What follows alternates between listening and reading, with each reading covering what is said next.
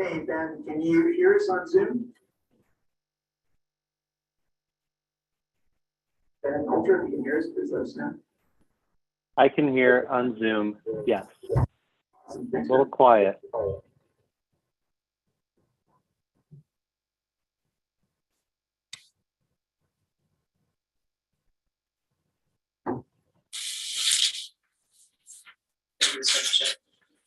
Can you hear us now? Is that better?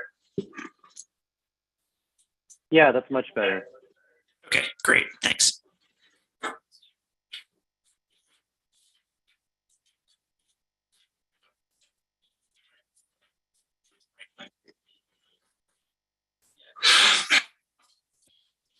If that's okay. That's totally fine. Yeah, that's great. Check out.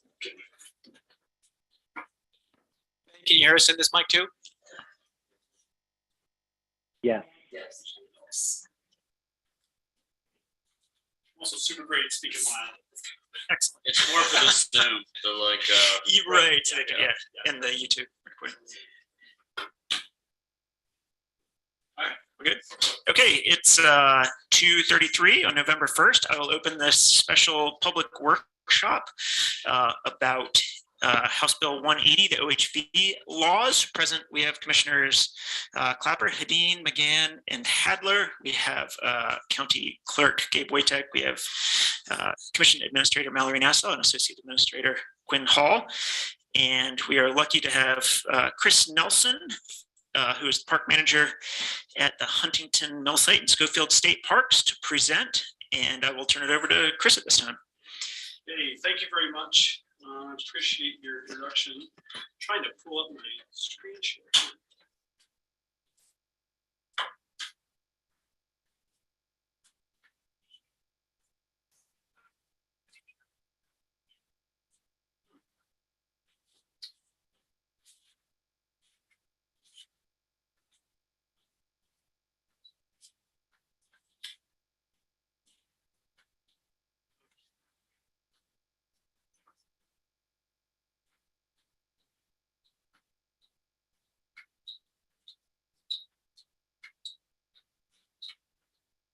Okay, is everybody seeing that presentation that I'm sharing now?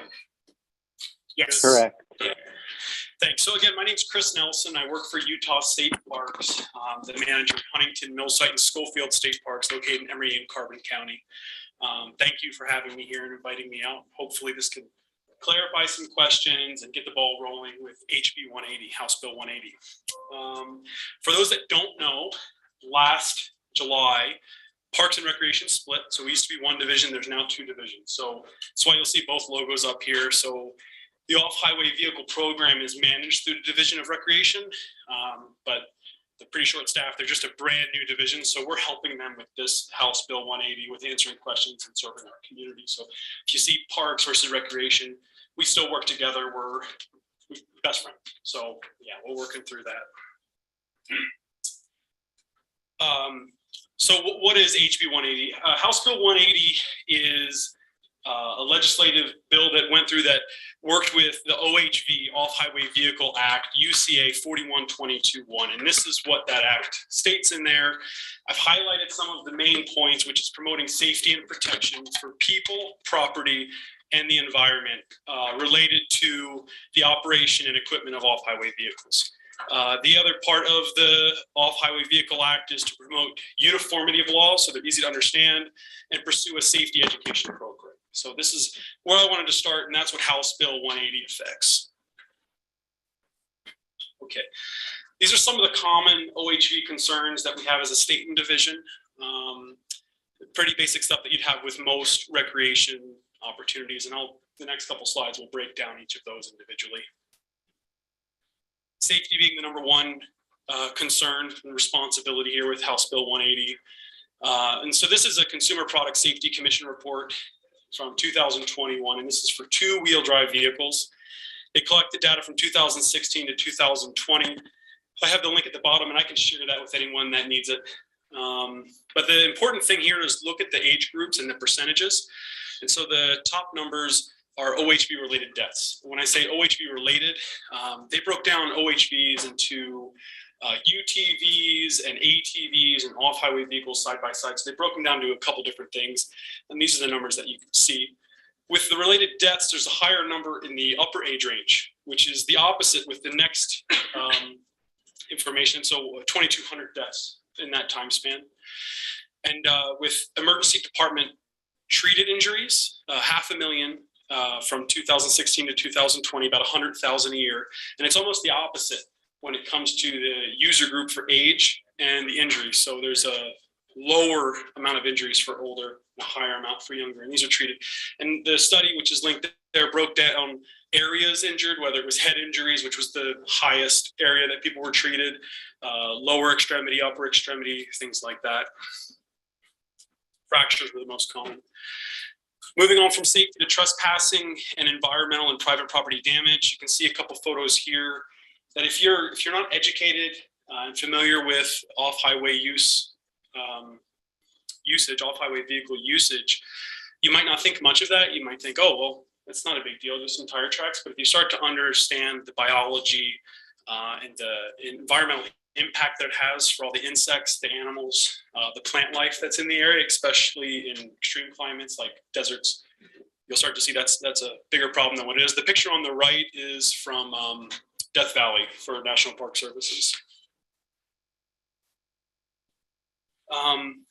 Neighborhood use and crowded use. So there's the part of operating these vehicles in towns, in counties that have street legal, where you're allowed to operate a non-street legal off-highway vehicle on a street, is there's an understanding of respect there. So the counties or towns that allow that, it's a great privilege. We don't want to have that taken away. And so just understanding that off-highway vehicles are very different than vehicles intended for street use. One of them would be noise. I'm sure if you operate off-highway vehicles, the left picture, you can imagine a sound with it. And there's a couple different ways you can imagine it. You can imagine everybody in first gear revving down the street. You can also imagine everybody in third gear.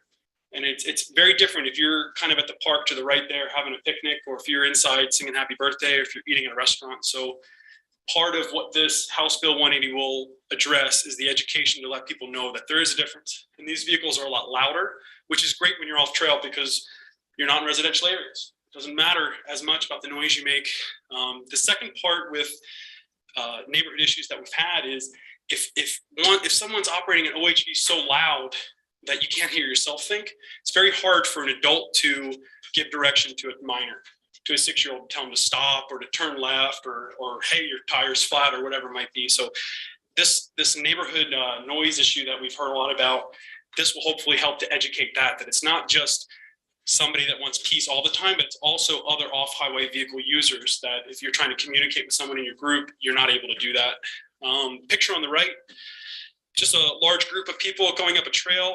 Might be a little close if you're traveling up a steep incline, but the second thing to notice is if you were going to describe one of those vehicles, several of them are the same exact vehicle with same color patterns, whether it's orange grills on the front or bumpers on the front, or white panels or whatever it might be, or a big flag. It's very hard for us to know who we need to address in crowded areas when the vehicles look the same. Education. I don't know who the gentleman on the left is, but it was a picture that came up.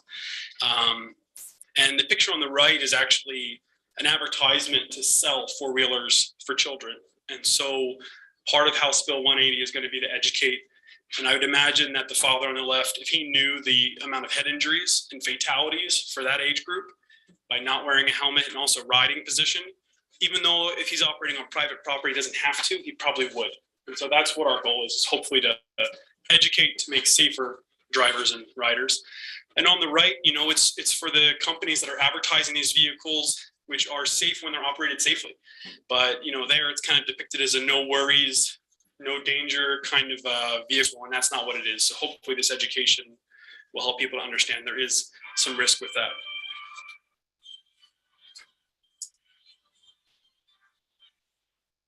So these are the House Bill 180 provisions. It requires any individual operating an off-highway vehicle to complete an online education course. It's once in a lifetime. So you complete it once, you're good for life. The Defining factor for this education course is the age 18, adult versus minor. So 18 and above, you take the adult course. 17 and under, you take the youth course. It's that simple. The other parts of House Bill 180 are people that are convicted of a OHV related certain types of off-highway vehicle violations to perform community service to repair the damages. And that'll just be decided in the courts to decide how much damage was done. And then the amount of community service is rated, I think it's written as $25 an hour to repair those damages. And the final major thing is that off-highway vehicle registration is when you renew your registration for an off-highway vehicle, you'll be issued a tan license plate with black numbers. You'll be required to mount that to the back of your vehicle. And on that plate, just like your car, it'll have a month and a year location for where you can put the stickers for your registration. We're not asking that anyone renew their vehicle ahead of time. It's just when you renew your vehicle, you'll be issued a plate and then you can mount it in whatever way works for you in your vehicle. So there's not a standard plaque or plate or even like a defined must be in this spot. It's supposed to hang flat off of the back so you can read it from behind. And we'll get into a couple exclusions with that. The OHV education course, again, 18 and older, 17 and younger, driver's license is no longer required. So if you have a driver's license, it doesn't give you the ability to operate an off-highway vehicle. Now, street legal vehicles that are built for off-highway, you need to abide all of the normal laws there. So blinkers, driver's licenses, things like that. But a driver's license is not needed. Some area where there is overlap is if you have a license revoked, you can still operate. But if you are alcohol restricted or you are interlock device restricted, you can't operate unless the vehicle has those devices on it to measure it. So you do have to have an interlock device on there. And if you're alcohol restricted, that still carries over to the off-highway vehicle operation.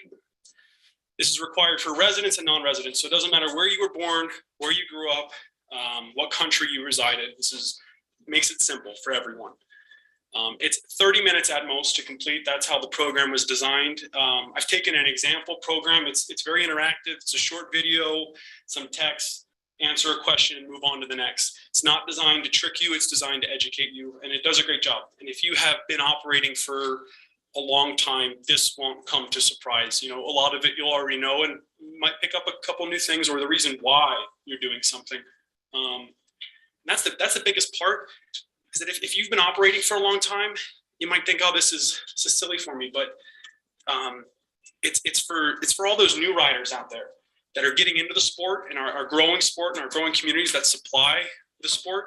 And so it's so easy to go from driving your minivan to get into a side-by-side and go off into the desert. But knowing that there's a lot of skill for a lot of those drivers and that it is easy to get into one, but it's important that you get educated as to why, even though your vehicle is capable, you can't just go anywhere you want. So that's the big part of it, is to educate. The youth training will focus more on operation. So the adult training is kind of the reasons why it's bad to go off trail, and the youth is how to drive on trail and the things that you need to do to stay safe while you're operating on trail. These are the asterisks are two of the exclusions. So adult snowmobile operators are not required to take any kind of training. You're also not required to have a driver's license to operate a snowmobile. So again, this is more tailored to if you've developed skills, and if you've driven a snowmobile, you know it takes skills. You can't just turn. If you've developed those skills, you're investing in the sport. It's not the same as hopping in a side-by-side and going off. And so this is for those new users that have never ridden an off-highway vehicle and then get into one and think it's the same as a car where it's not. So snowmobiles, nothing's required there. Same thing with alcohol restrictions. And for the snowmobiles, it's the youth operator. So under 18, they need to take this course. If you're 18 and you're going to operate a snowmobile, you don't need a driver's license and you do not need to take this course. The second exception is guides. Guides themselves are exempt. And if you are on a guided tour, so if there's a guide in front of you on an ATV and you're behind driving an ATV, as someone on a guide, you do not need to take this course. Your guide is expected to have that knowledge of how to safely operate and where to safely operate based on the land use agreements that they have and the training they've received from their company. So they're exempt from this rule. Now, if guides are operating on their own personal time, then they would need this. And same with the people on a guided tour. If they're on their own time in a rented vehicle, then they do need to take these education courses. This is what your OHV education certificate will look like. Name, date of birth, address, certificate number, and it'll say 18 plus or under 18 for the certificate. Some of the key concepts are OHV safety, designated trail use, so with size limitations and how they're marked and how to read them, tread lightly principles and why they're important, the off-highway vehicle impact and OHV uses in residential areas. And that's where the community aspect comes along, knowing that there's a difference between the off-highway vehicle and regular vehicles. This is what the plate will look like. It'll be tan in color with black letters, and you can see there's a space in the upper left and the upper right for year and month. This is for type 1, 2, 3 OHVs. Snowmobiles and off-highway motorcycles are exempt. So if it just wasn't practical for them. If you're street legal, again, you'll have a different plate. So this is for non-street legal vehicles. If you're street legal, then you'll have all the equipment for street legal, and you'll know that during the registration process. So our focus, and this is the most important part, as rangers, this is a change for us too. And so our goal is educate, educate, educate. We know this is a huge change. In the state, we have about 250,000 registered OHVs, 225,000 resident and about 30,000 non-residents. So we know that just changing this overnight is not going to happen overnight. It's going to take a long time. And so our focus is to educate. That's part of why we're starting this process now in November and late October, is to get the information to the public for feedback, number one, but also to spread that information. I hope this is talked about at Thanksgiving and Christmas, and when you're with your friends for the rest of the year, and when you're out snowmobiling. We want to work together on this, and we're hoping that we can help educate you and you can help educate others, and that the ease of this program, where it's an online-based program, it shouldn't be an inconvenience, that you can just go on, take the program, and move forward with your recreating. So that's our focus, is educate, educate, educate. If there's concern about citation, this is our focus, is educate, educate, educate. We'll have time for questions. I'm Chris Nelson, that's my email address. Feel free to email me anytime with any concerns you have, how big or how small. The second is that our OHV program coordinator in the past, Chris Howler, has retired, which is good for him. And Chase Peely is our new OHV program manager. He works for the Division of Recreation versus State Parks, but that's his email address, and he's encouraged anyone with questions or concerns to email him. He's a great communicator, and he loves to work with the public, and he really cares about this program. So if you feel like I haven't answered your questions or you want to go right to the top, he's encouraged you to contact him. So at this point, if the commissioners are okay with it, I'd open it up for any questions that we have. Yeah, please do, Chris. And questions from the audience as well as us. Yes. Several. As far as educating and getting the word out to out-of-state states, how's that going to happen? I mean, this. Let me get in farther. Sure. As far as what I'm reading in the bill, every single OHV will need to take this course. Every single one, including street legal license plated OHVs from out of state coming into the state. If you're street legal, it's the same as driving your truck in. According to what I read in the law, though, every OHV, and it even says even the street legal ones, needs to have the course. So how are you going to determine if a street legal license plated vehicle has taken the course? I can see where that confusion, that'd be very hard on my end. This bill was created before Chase was in his current position as the OHV program manager. Since he has come in, he's worked with the legislation that has created this bill and the wording in this bill to make improvements and to make it a little bit easier to follow. And that would be one of the areas. So if you're street legal, you're street legal. If you're off, and then you don't need it. You just need your driver's license, just like you would any other time. If you're off highway vehicle, then you're going to need this. And the other, go ahead. Yep. That was my concern, because like in the bill that I just read, is that any public land, trail, street, or highway. Yeah. And so then would be street legal. That would mean. Well, the street would mean if it's an OHV approved street, then you'd have to still take the course. So even if you don't operate your four-wheeler on dirt and you're on pavement, you'd still need the course. Even not here. I mean, not here. You can, if you're not street legal, you can't be on the roads. Okay, technically. okay. You don't have any, okay.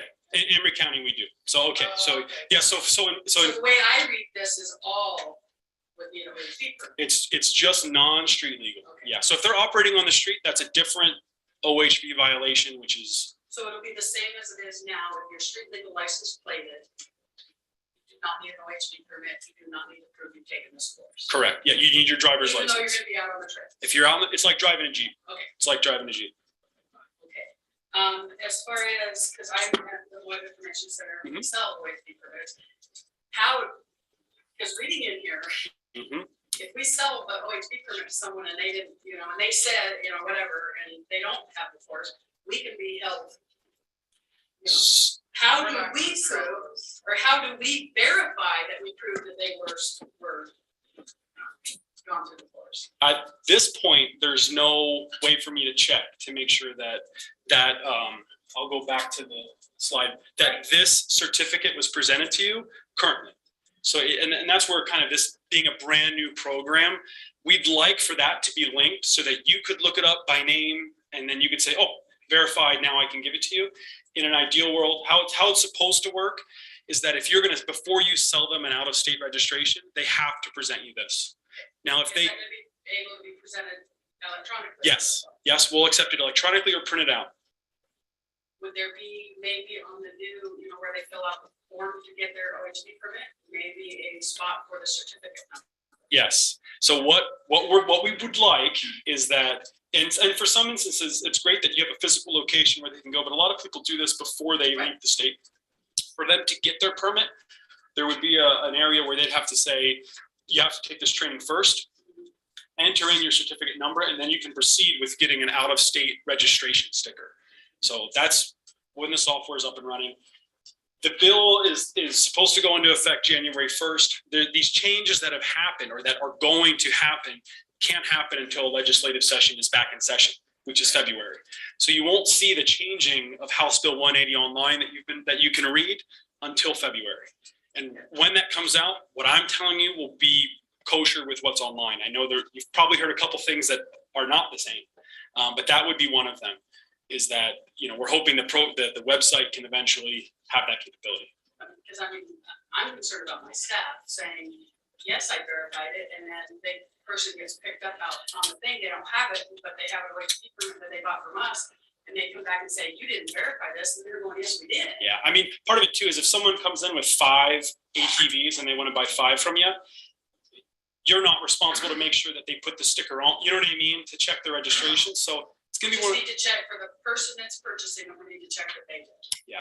That they took it. Correct. Yeah, that they have that they can show you proof of that. And when they're operating, this is like their driver's license. So even if they're supposed to carry it with them, that proof. So when we stop them, they should have that with them. And again, the big thing is educate. So it's not take a machine. It's not write an immediate citation. It's educate. Did you know this? Oh, you didn't know you need to carry it with you. You should carry it with you, type of thing. And that's our main focus. When is this course going to be actually available online? Chase is working tirelessly day and night to make this. And if you've ever made a website that 250,000 people or 1 million people are going to use, it's a lot. So the goal is December. January is looking like it is going to happen. It could happen in December. I'm not saying it can't, but and again, I don't expect for every single user, it would be great for everyone overnight when this comes out to use it and the website not to crash and everyone get their certificate with the proper information. But we try to be realistic and accommodating and understanding. Will we be able to get a QR code so that when they come into the they can, this is my QR code. Okay. Yeah. Because we just dealt with all of this kind of stuff with our just time entry. They would come in and we would actually get them on the website to get their information. So that's what we do there to educate. I think it's So a QR code. we will have QR codes available for people to get on.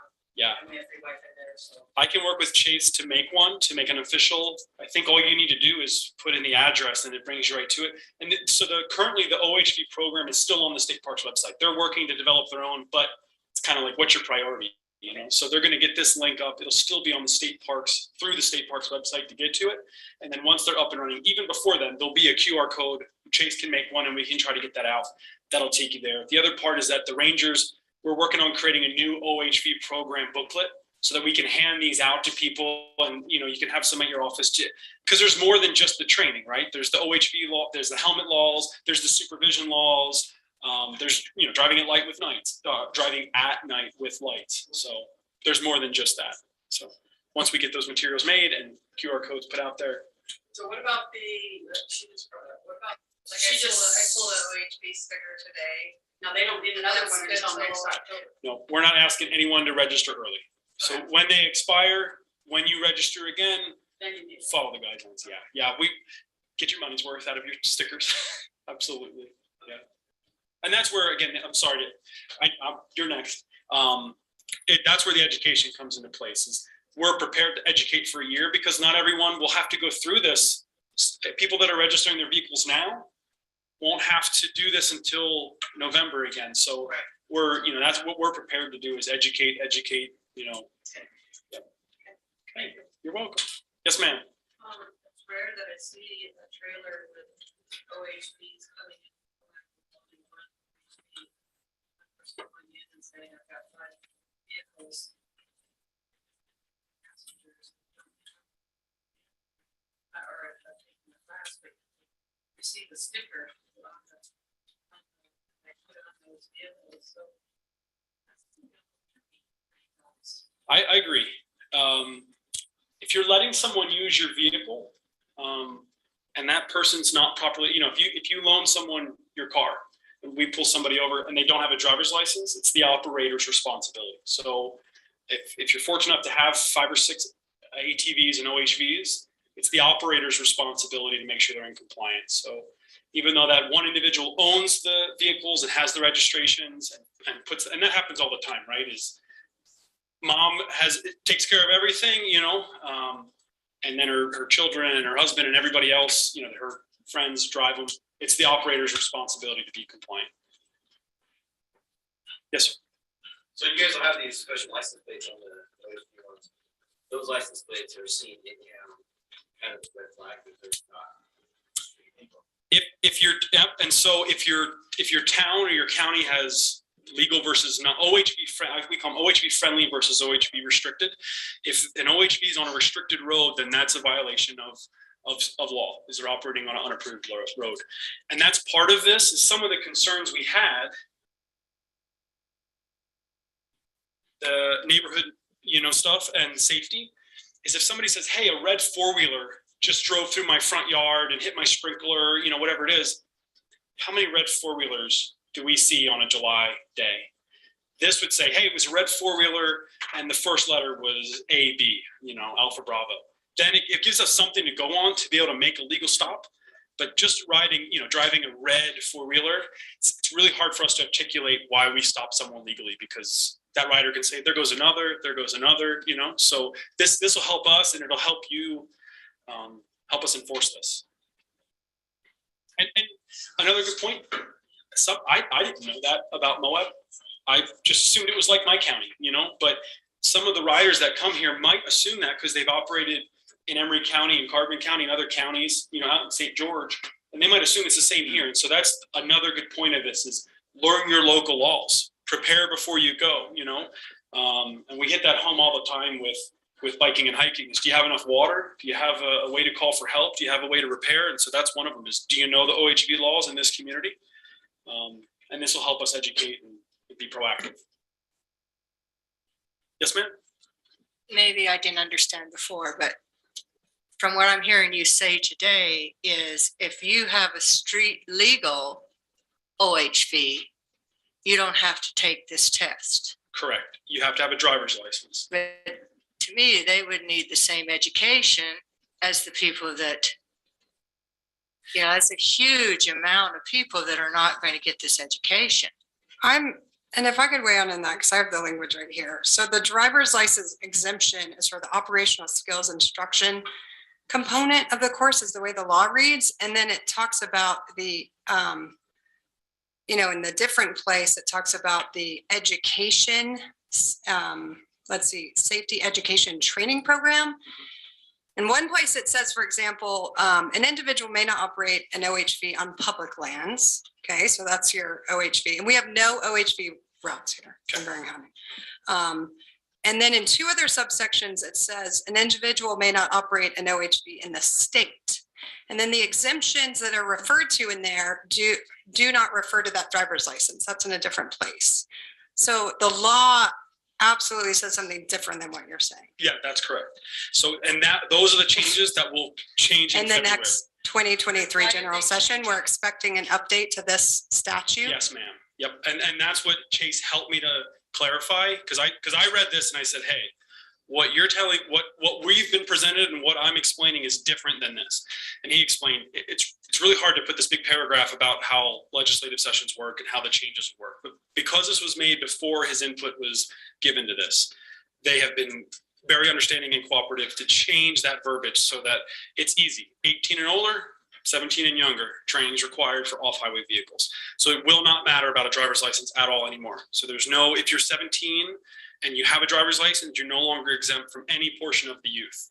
And until you're 18, you take that test one time and you're good until you're 18. And then when you're 18, you take the adult test and you're good till you decide Right. not to recreate. In Greene County, there's, a concern about street legal ATVs. We were certainly sold on the language of the statute as passed, Yeah. that it would apply. We do have two county staff here who is very involved in helping create the safety and education course. Andrea Brand, who's our director at Sand Flats Recreation Area, and Josh Green, who is our code compliance officer. So I don't know, Andrea and Josh, did you get this sense when you were participating that the law was going to change so dramatically? See, this doesn't seem like a good change to me at all. I don't know, what's the reasoning behind it? I don't know all, as this is new to me too, but if you are a street legal ATV, you are a vehicle. So you're the same as a Jeep. So I guess it would be, and this is just my thought, is if you'd require a street legal vehicle, you'd have to decide a line of where capability is required. So Jeeps that are operating on the same trails as a street legal OHV, would they be required to take it as well? Right. So pretty much any street legal ATV is going to be on public lands, but it's an enforcement issue because we're 96% public lands in this county and we have only a few officers. So it's very hard to actually enforce on public lands where you would determine you haven't done this correct safety course versus stopping someone on a road in town, which is where meaningful enforcement can happen. And so in town, there'd be a driver's license and a violation. So it would be the same as stopping any vehicle. I can't stop you to see if you have a driver's license. But if I notice, and there's probably a noise ordinance in the county, I'd imagine. So if I were to measure that noise and I see a violation, I have a right to stop. You should join our sheriff's department, please, please. And here could be part of it too is, minimums and what's great, It might be great to eat an apple every month. Might be better to eat an apple every day.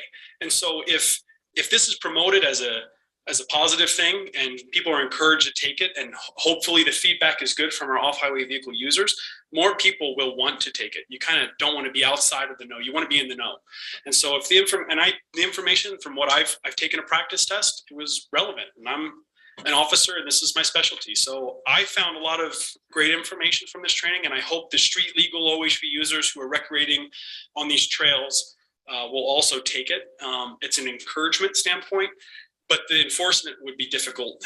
Street legal ATV versus Jeep on the same trail, same time of day, one has to take it, one doesn't. And that's part of how the vehicles are registered. Yeah, I think this is going to create a lot of confusion. I just got a text message from someone who's I think the head of UTV Utah, and he's saying that, I think people who worked really hard on this bill worked on it to have everyone that drives an OHV need to take this test and now that's not happening, I understand. Yeah, I mean, it's interesting because right in the statute, right at the beginning, you talk about the idea of uniformity, but there is none.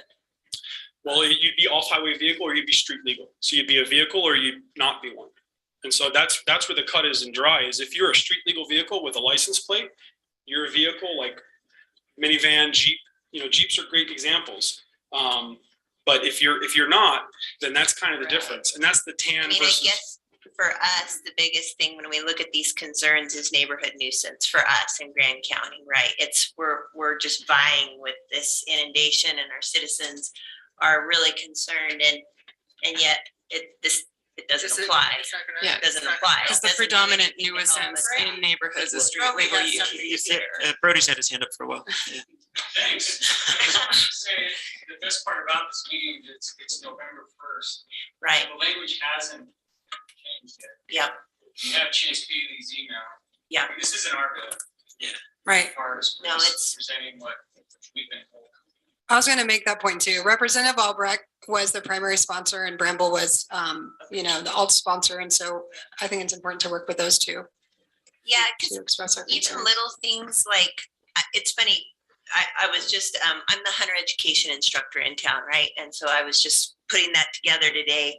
And yet when I look at this and we talk specifically about youth and you're going to concentrate on operation and in hunter education, we concentrate very little on operation of firearms and we concentrate on ethics and outdoor skills. And to me, specifically with youth, it's imperative to me to pass on those skill sets. And you would assume I'm going to assume the operation is going to come from a mother or father or grandfather or whatever. And so I see quite a bit of flaws, but I haven't willing- taken the youth test yet. Right. When I mean operation, I don't mean where the break is, where the start is. I mean operation as far as where do you ride on a trail and how do you clear a hill if you can't see beyond it? Right. Things like that. Okay.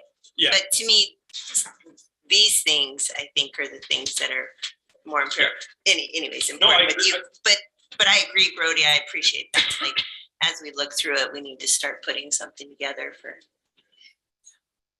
that. Yes. Yeah, thanks. I was originally asked to be a part of this program and I kind of got pushed aside and now I'm realizing why. There's a lot of changes and they're not good changes. I think the consensus is really clear that we want education. We want required education. Even a guide on a guided trip, that should be the most informed person on the trail. Right. That's your professional. So that person needs an education. Yeah. That person needs a certificate. I kind of think everyone's saying the same thing. Yeah. We want education. We want certification. We just want people to be respectful about public language. Yeah, well said, Scott. Thanks. Yes, ma'am.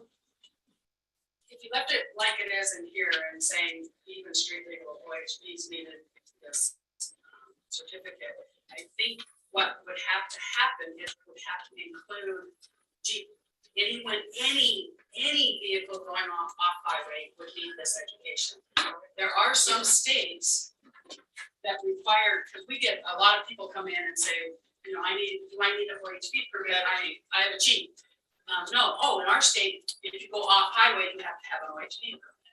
So it's either gonna have to go down to non-street legal only, or I think it's gonna have to encompass everybody, including Jeep drivers. Well, Anyone on off trail. it was my hope that we would start with the OHV community, but it would expand to every public land user, even hiking. Yeah. Learn how to hike the right way. Just a huge. I'm all for education. Just want I to start, you just gotta start someplace. I think this is good feedback with solutions to problems. You can email me and I can forward these concerns. And this isn't I'm here in Moab today, see you never. I'm happy to come back and we have rangers in the area that live here and can come back. Yes, ma'am. We gratefully to the admin, they put all these slides at the bottom of the commission meeting. That was awesome. Over the weekend, we collaborated and took the test. 30 minutes was super fair. There were a couple of questions that we thought were kind of tricky, and most of the questions were very engaging and provocative and made you say, oh, makes sense. And they were, the way the question was asked, they were actually instructive. Like there were just two little ones that we thought, you don't really want trick questions here. If we email you and just tell you which ones would you be open to? And they also said that, I know, you told me where that goes. We want to make sure people know where to put their food. Yeah, that, I mean, it Any- said in the website that will show you locally where you can do that, but we want to make sure that that stuff's being, those dissensions, however you say it in English, that we put in the right spot. sure, that would be great. And I'm surprised you were able to take the test. I was too. Because but I- it was good. If we can deactivate that link. But thank you for the feedback. I never opened it. I think that's Okay. special access. So maybe, yeah, if you were part of creating the No, test. I'm kidding. I really don't Oh, have. okay. No, we Okay. just went online and went, hey, this is cool. Yeah. Let's just try it out. That was awesome. We should deactivate that link. Okay, I'll put Mallory. Please. It's not the end of the world. Okay, I thought it was awesome. yeah, yeah, They wouldn't let me certify. It just Right. let me see the questions okay, and I thought it was really helpful. thank you, that's great. The ones that, if you want to know, the ones that I thought were tricky was a true false question about width restrictions. And one of them was where you're able to operate. I felt like it could have been phrased in a way that you, like literally the way you asked the question was telling me more about where you can operate. I should share. If you could send it to, We're happy to send it. We're just like, wait, every question's good except these two were tricky. So Because Josh and I worked with Chase on all the it's questions. awesome. yeah, that would be We great. were thrilled. Thank you That for- was awesome. Thanks for taking it. It's good feedback, yeah, no, we need to change that. Yes, ma'am. I'm sorry, the woman behind you, I'm sorry.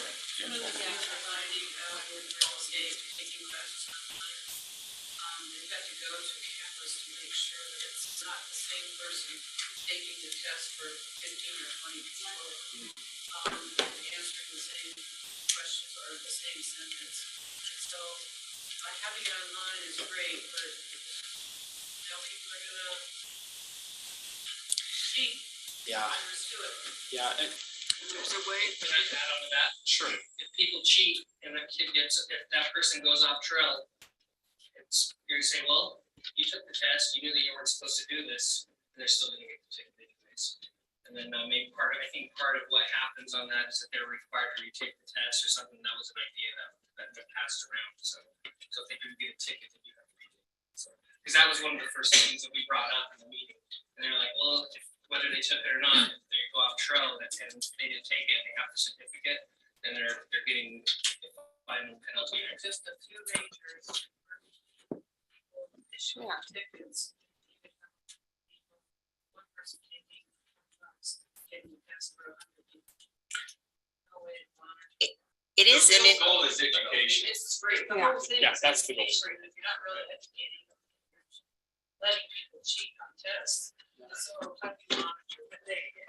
I don't have an answer for that yet. It could get to a point with testing centers and things like that, but I think the goal is that if you make it easily accessible, that someone at home or on a phone can take this test, they're more likely to comply versus trying to box it to, unfortunately, with a lot of different things, someone will figure out a way to get an advantage or, There are- Your name each time you take the you test. do have- to you put have- your name. all that information, your address, your name, your date of You have to birth. put the name in and take, ask each person or. It doesn't everybody matter. can do it 20 times or. There- Take the test. The test wasn't hard. There- Put your name The on it. test wasn't hard. there are online proctoring services. We use them at Utah State, for example, where anyways, there are ways to do it remotely where the person's face and they, it is, so that's feasible. But it's interesting you mentioned that, Sienna, because with Hunter Ed, if I have a student do it online, I make them take the test again in front of me and they do not, you could tell they're like, what do you mean I have to take it again? I'm like, I don't know who took your test online. Like a driver's license, it's a photo on that thing, you can tell it's somebody else is taking that test. Like if the website took a photo of you taking it. Yeah, I could see, That's how, it's that's not how, Victoria works, yeah. it's not how it is at the moment. But it's good feedback that it could be that way in the future. It will be. But they've already figured it out, to do that. So that was brought up at one of our classes. Now, how they're monitoring taking tests for real estate is because of this. And that's to become a realtor? No, it's your education classes that you have to take to keep it renewed. So, they keep that big of a problem that now they have just sit there and watch your face. You can't get something to eat. And someone has already given you the answer. Thank you. I have a question. My question was just with the penalty for a violation. It seems to go heavily on the really restorative justice of you did harm to this person or this community. You give back to that. You learn, you address it. So is that required to be in the same county or city where the violation was? I think it's intended to be where the destruction happened, so that if you came to Moab and destroyed some property in this area, that's where the So if you're out of state, you better like it because you're coming back. Yeah. Back to Moab. I was just gonna make a comment that if things stay the same way and that street legal OHVs needed to complete this and they need an OHV permit, we're gonna need a lot more, for the state to print a lot more of them. Right. Because it would be any vehicle that would go on a dirt road, so. Well, I'm talking just OHV, side by side basically. I'm not talking Jeeps, but as far as, but also, how would we, because there's a lot of people that have been coming the last few years that are street legal licensed, but they don't come in and ask if they need an OHV permit. They're gonna just assume they can go out the trail. Yeah. So there's the my very, very first question is how are you gonna educate other states? Yeah. How are you gonna get the word out in other states? I think it's one of those things that the word needs to get out. And there's a lot of different ways, whether it's social media, whether it's newspapers, whether it's our OHV centers, where people go for the information for where are the trails, where are the hikes, where can I go? Even when you're fueling up, there's TVs at gas stations nowadays. And if the information can be put out everywhere, and that's where, again, if that's hopefully the benefit of starting this early, and when there's another change, starting it early before it comes into effect, is there's conversations at Thanksgiving, there's relatives from out of state. If you're sharing things on the social medias, that'll be a big part of it. And on our end too, that's all of our Facebook pages. I manage Huntington, Millsite, and Schofield. We have 120,000 visitors annually. We'll put it out there too. I know there's parks with. We're gonna put out on our. Yeah. And that's the great thing about working together, right? Is even the wildlife guys, there's information for them to hand out and give out. And so, yeah, that's a great. I do feel a lot better now after. Yeah. This was a little scary in parts of this. Yeah. On how we were gonna force them out and what I was gonna have to make my staff do. Yeah, I don't want my staff to have to be the police. I think, just update for a second. The uniformity of the laws is a big one, and that's the age is really easy to enforce. And the off-highway versus on-highway, and I understand the point of you've got tons of on-highway street legal vehicles, and that's the bigger issue in this county. And that becomes a more complex situation, and maybe you get to a point, and that is something they can address more clearly to address your concerns. But the difference between street legal, even Toyota 4Runner that's jacked up or making it, or Chevy Suburbans that are, and I think if it goes off-road, it could be everything. It could be all or none. And that makes it easy to be uniformity. And so you get greater compliance with that. But that's great feedback.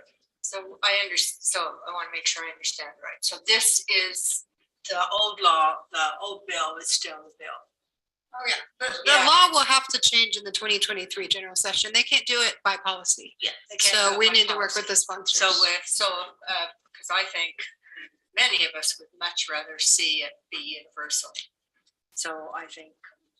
Where it's I all. believe that I think Andrea and the people that worked on it and our staff were excited about the bill because it was going to address both OHV that have license plates and OHVs that don't. So I think we'll work together to trying to make it stay the same. So you just got text from them, and they They were like, he's quite upset. and they were one of the major. people They're, that they're, applied. real, you know, he's like, he says, hey, this is not what we wanted. We wanted this to be universal for anybody that's driving it, because in Grant County, we're as concerned about what's happening in the town as we are what's happening in that country. We're concerned about both. Right. And this will not be addressing it. If they do the change, they don't do the change. And I think a big part of that is that a lot of people come here and they get to experience OHVs for the first time, you know, and I think that to the point of having guides educated and people who are being exposed for the first time, there's a lot of value with that. And that, you know, just a normal driver's license for somebody from Chicago, you know, they're not going to necessarily have those takeaway points. I would add too, I mean, your point about anything off-road being off-road worthy and with a license plate, you can take anything off-road, that's a valid point for sure. But I don't think there's any argument that a four-wheel drive Sprinter van with an amateur driver versus a Razor 1000 with an amateur driver, one can certainly go more places. Absolutely. Do more things. Absolutely. Yeah. Yeah.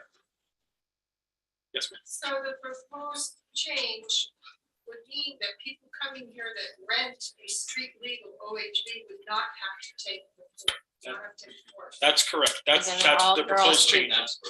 Definitely not what we are intent when we were writing over the questions. Yeah, I don't, yeah, I think people.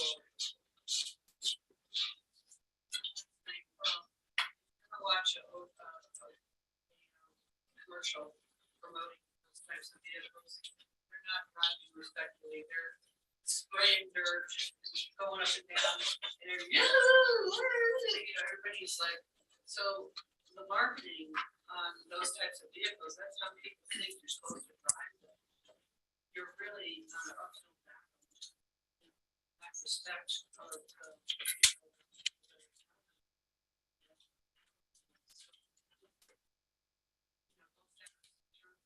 spray dirt, jump, go to puddles, splash. I mean,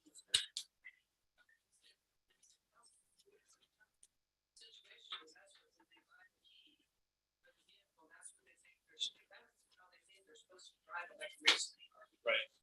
Right. So, education for everybody. Thank you. Yeah, absolutely. You have a hard job. I love my job. I do.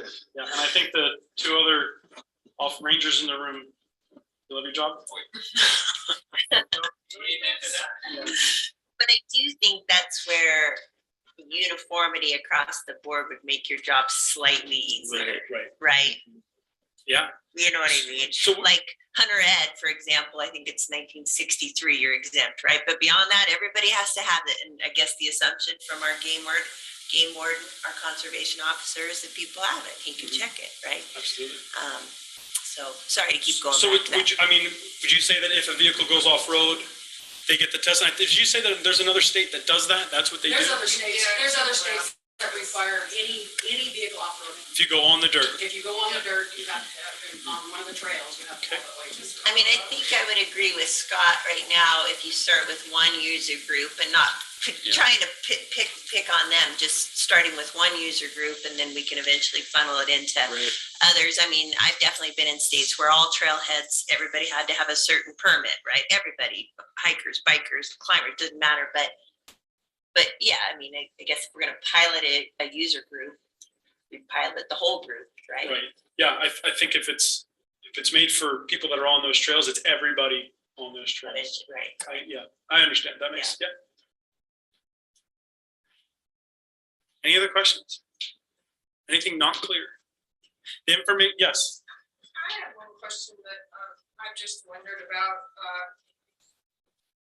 When we first started working on this, I was under the impression that it was going to be something that they were going to have to take more often, like a hunter, like it was a hunter. But then I was told midway through I was wrong.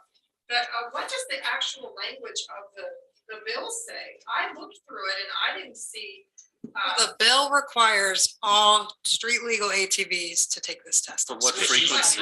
Frequency, right? Oh, Like a lifetime. just a lifetime. It does say that though? Well, it just says before you do it. Before you do it, you gotta have taken the test. See, that's. It doesn't say lifetime. What's the lifetime? Yeah, it doesn't use that language. That's Developed quite more or over less. Right, but that's how I would interpret it. So the feedback that I could bring back to Chase would be more often, like an annual. And Well, I already all, talked to him about that. I already talked to him about it. I said, why don't you do it every 5 years or something? Because things change, laws change, situations change. Why don't they need to do it like every 5 years? Why should it be once in a lifetime? And then I was told, well, we had to do this or we couldn't have gotten it passed. And so then I went and tried to find it in the bill and like I said, I didn't find that exact wording. So, so anyway, I thought I'd give my 2 cents because I think that's important. I think that. Every 5 to 10 years. Yeah. I can't see it again. Yeah, but it's almost like it could be an endorsement, like you get a motorcycle endorsement, you could get like an OHV endorsement, and it would involve like the training or whatever. But then that would be what's our license, driver's license now, every 8 years? I don't know, I feel like I have to do it all the freaking time. I'm like, am I that old? Is this again?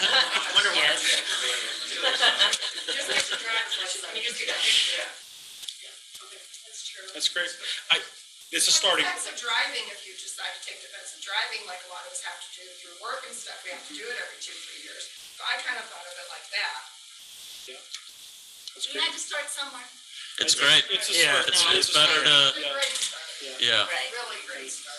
It's just discouraging to see it dismantled already or proposed it, hopefully, right? Yeah, We that there's changes already. already. Right. I mean, you would expect that there would be changes after a pilot program that you would, you know what I mean? But not prior. And I can't speak for the conversations that happened for any of Right. these changes, and there may be reasons that I'm not even, Right. thinking of. There's an upper, but you don't know, you don't know. And there might be reasons for that, and that's where Chase has encouraged me to please reach out to him. Great. Because he can kind of explain, he was part of those conversations for those changes, and it could be that this is the start, and to expand it with these steps, and it could be otherwise, but yeah, so. Yeah.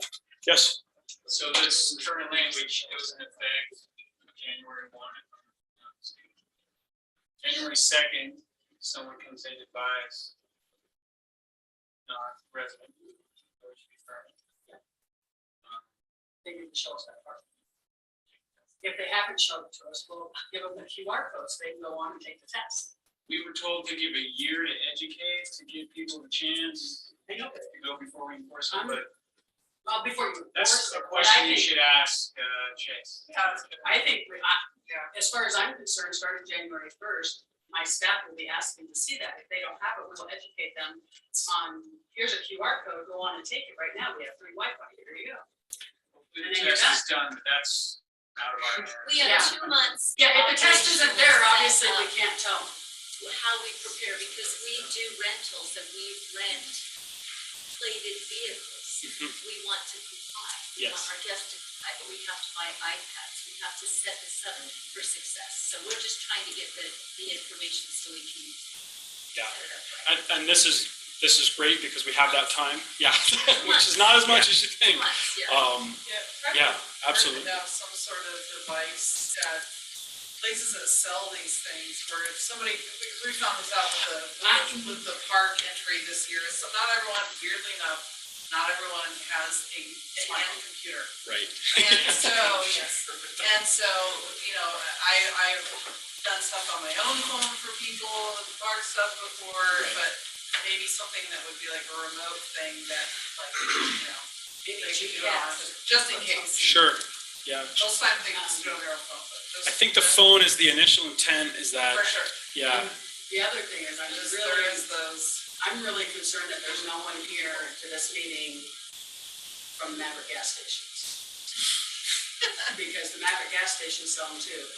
We get people coming into the coming into the Mag, they spot one of the Maverick, and they say, oh yeah, we have that, we can ride anywhere we want. And it's like, yeah, no, you can't. Right. So then we have to re-educate. So it's almost scary that there's no one here, to give the word to the member gas stations. Be happy to reach out Yes. to all that map that has everyone, trying to divvy it up and reach out is an effort we can start to make, an initiative we can do. So basically, if you're a licensing agent, that's what you're telling me, you should have to take.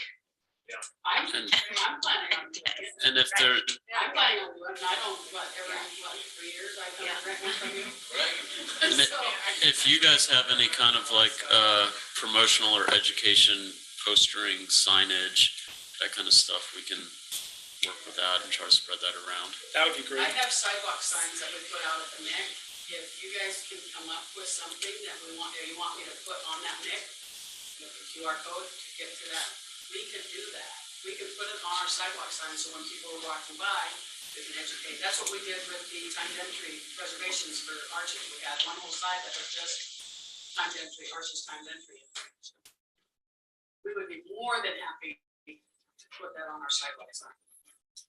I like that guy. Alicia. Great. Whoever. Yes, Yeah. ma'am. Since you're taking notes, is there any obligation or responsibility for those licensing agents to have some of these for passing that information along? I don't want to just sell something for $35. I want that piece to be communicated effectively, and I know that this is just an absolutely topic to talk about, but maybe we have a big billboard with QR code on it. I mean, I know we don't want to do billboards with OHVs on them, but if we really do care about education, maybe we can. I think we can definitely come up with where our users are getting their information and what they're seeing and where they're visiting. And yeah, I would love for an OHV on the menu, QR code here, QR code there. If we direct them, hopefully they'll be on. Yeah, I think we have a great state. We have great users and we have great visitors. And I think that in general, people are good. And if they're given the opportunity to do the right thing, they will. And if they're given the education to operate safely, they will. And if they're given the instruction they need to be compliant, they will. So hopefully we can do that. And I think these are all great ideas that we can apply statewide and anywhere that we're having issues. So this would be great. And I don't want to take time. I know you have other meetings coming, but I'm here as long as you need me for. So, but I don't want to take up the whole meeting and talk about this stuff. Our meeting starts at 4, so we'll probably recess at about 1:45 and take a break. But yeah, we have a few more minutes for sure. But if you have time to meet afterwards, that'd be great. And yeah. Well, I think the main focus should be getting us back on track. Worry about the other stuff after that. To the original verbiage. Yes. Okay. Yes, sir. So I've gone to Grand County Sheriff's Office already and talked to them about the plate and how it's going to confuse all of our local officers because you see a plate, you go by, you don't see a plate. Hopefully they're pulling them over. So going to the city to explain the same thing. Like, here's what the plate's going to look like. You gotta know the difference between plates now with residents and Utah. So that'll be some education. Yeah, it's a good point. Yeah, thank you, Brady. Yeah. Don't put a picture on it at all.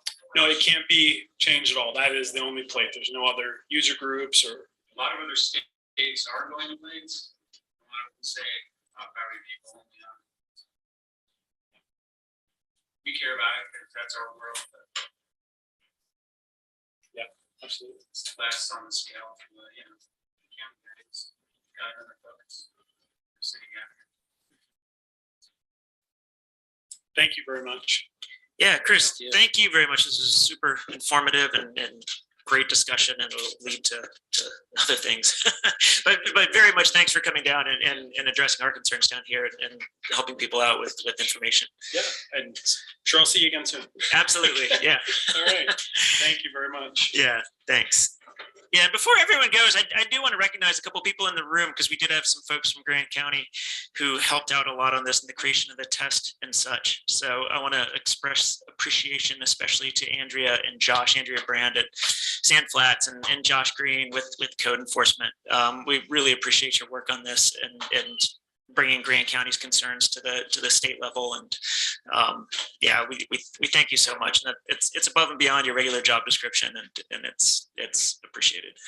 So thank you. And also want to appreciate County Attorney Sloan also for her efforts on lobbying for this and working with these guys too. So thank you, Christina.